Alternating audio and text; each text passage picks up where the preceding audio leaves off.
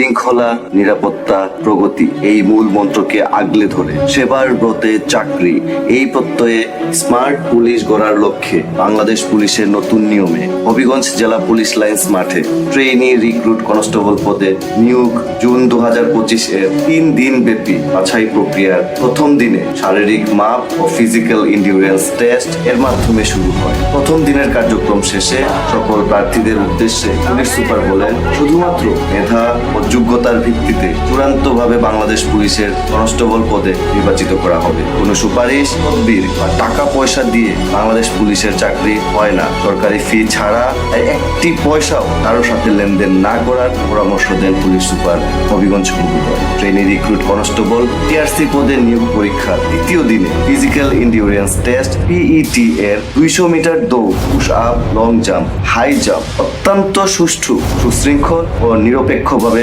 সম্পূর্ণ মেধা ও যোগ্যতার ভিত্তিতে কার্যক্রম সম্পন্ন করা হয়। পুলিশ লাইন্স মাঠে অত্র হবিগঞ্জ জেলার পুলিশ সুপার মহোদয়ের প্রত্যক্ষ তত্ত্বাবধানে গত 14/8/2025 তারিখ বৃহস্পতিবার সকাল থেকে এই বাছাই প্রক্রিয়া কার্যক্রম শুরু হয়। ট্রেনি রিক্রুট কনস্টেবল টিআরসি পদে নিয়োগ পরীক্ষার তৃতীয় দিনের বাছাই কার্যক্রমে গত 13 এবং 14 তারিখ 2 দিনের বাছাইয়ের উত্তীর্ণ প্রার্থীদের নিয়ে 15 আগস্ট 2025 খ্রিস্ট সকাল 08 ঘটিকা হতে পুরুষ প্রার্থীদের 1600 মিটার ও নারী প্রার্থীদের জন্য 1000 মিটার দৌড় প্রতিযোগিতা অনুষ্ঠিত হয়। এরপর হবিগঞ্জ জেলা পুলিশ লাইন্সে ট্রেকিং ও রোপ ক্লাইম্বিং ইভেন্ট সম্পন্ন হয়। 3 দিন ব্যাপী বিভিন্ন ধাপে শারীরিক সক্ষমতার উত্তীর্ণ প্রার্থীগণ লিখিত পরীক্ষায় অংশগ্রহণ করবে এবং লিখিত পরীক্ষায় উত্তীর্ণ প্রার্থীগণ মৌখিক পরীক্ষায় অংশগ্রহণ করবে। কনস্টেবল নিয়োগে মেধা ও শারীরিক সক্ষমতাই একমাত্র যোগ্যতা। আর তাই তৃতীয় দিনের বাছাই শেষে ভিন্ন প্রার্থীদের উদ্দেশ্যে পুলিশ সুপার মহোদয়